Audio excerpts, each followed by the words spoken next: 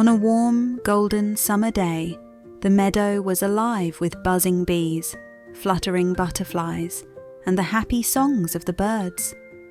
The sun smiled down, and the air smelled sweet with wildflowers. Under the shade of a big leafy tree, someone was working very hard. Tiny legs moved back and forth, carrying seeds and grains to a safe little home under the ground. Bit by bit, a big pile of food began to grow. Not far away, stretched out lazily on a smooth, flat rock, someone else was having a very different kind of day. A little tune floated in the air as a tiny guitar strummed a happy song.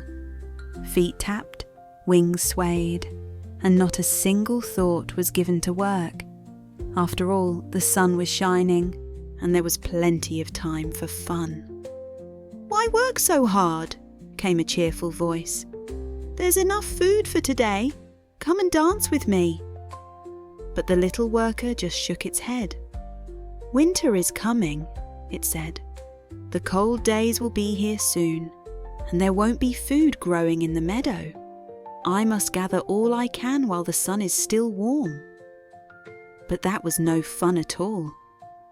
With a playful laugh, the music started again, and the joyful singer danced off into the tall grass, leaving the little worker to its task.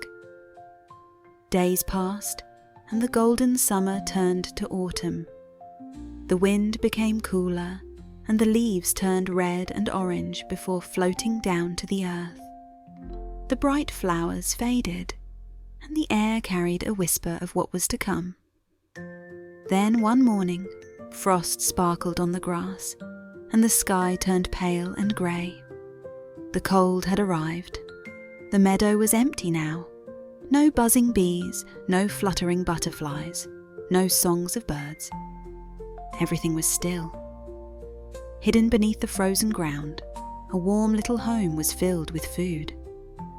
Inside, safe and cozy, the tiny worker rested after all the hard days of gathering. Outside, where the wind howled and snowflakes danced, a lonely figure shivered. Gone were the warm afternoons and the easy meals. The meadow had nothing left to give. Hungry and cold, there was only one place left to go. A gentle knock came at the little worker's door. When it opened, tired eyes looked up with sadness. "I didn't plan ahead," came a quiet voice. "I played while you worked, and now I have nothing." For a moment, there was only silence. Then, with a small smile, the door opened wider. A warm seat was waiting by the fire, and a bowl of food was placed on the table. And so, through the long, snowy days, the two sat together, one who had worked and one who had learned. And when spring finally returned and the sun once again kissed the meadow, the little worker stepped outside and wasn't alone. This time, 2 pairs of tiny legs carried seeds and grains, side by side.